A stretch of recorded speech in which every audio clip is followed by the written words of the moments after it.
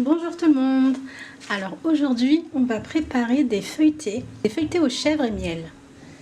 Alors ça va être une recette très simple et très facile avec une pâte déjà toute prête. Donc pour les apéritifs feuilletés, c'est une recette au top. Donc pour commencer, on va ouvrir la pâte feuilletée. Donc ce qui est pratique, c'est que il y a déjà un papier cuisson. On va juste couper les bords pour former un carré en fait. Et évidemment les bords on les coupe, on les jette pas, hein. On va s'en servir pour faire des feuilletés, des petits feuilletés, des mini feuilletés, hein. Donc on ne fait pas de gaspillage, hein. On va réserver de côté.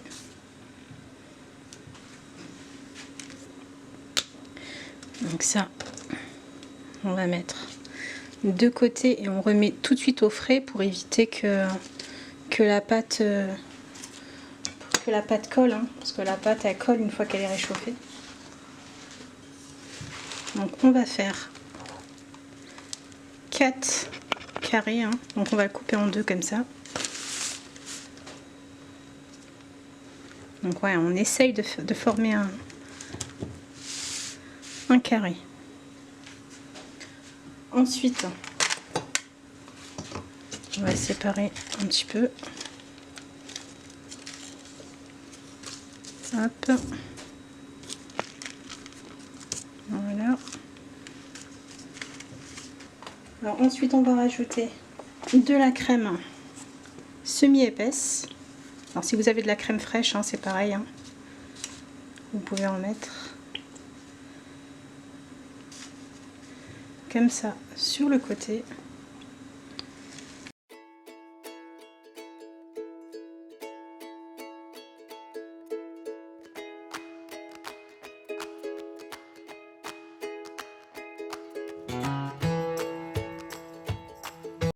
Alors ensuite on prend une bûche de chèvre et on va couper 2 tranches pour chaque part, donc des tranches à peu près de cette taille là. On va les mettre à l'extrémité sur les côtés.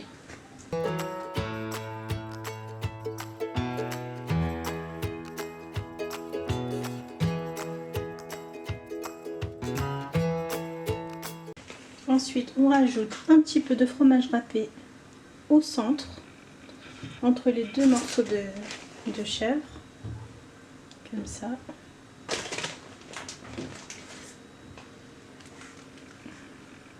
Voilà, juste une petite pincée, hein.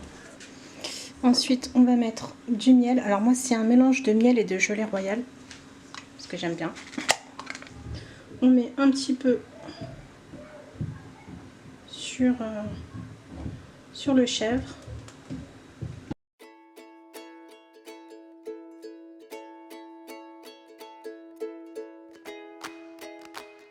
Ensuite, on referme. Alors on prend le côté comme ça, on prend ce côté ici. On fait un petit peu comme les oranais, les pâtisseries là, oranais, avec l'abricot. Donc c'est un petit peu le même principe. On rabat les côtés au centre. Voilà. On met un petit peu, si on le souhaite, de l'origan sur le côté comme ça.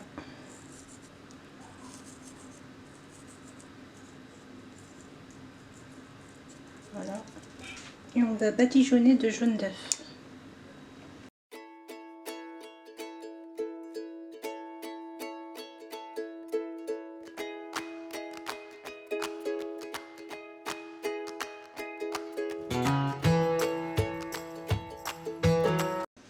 On rajoute des graines de sésame. Alors vous pouvez mettre des graines de sésame comme vous pouvez mettre des graines de pavot ou de nigel. Et on enfourne à 200 degrés pour moi, hein.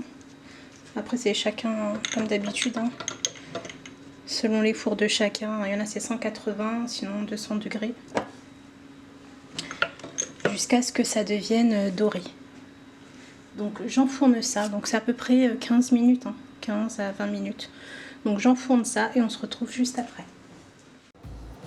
Alors j'en ai eu pour à peu près 20 minutes de cuisson.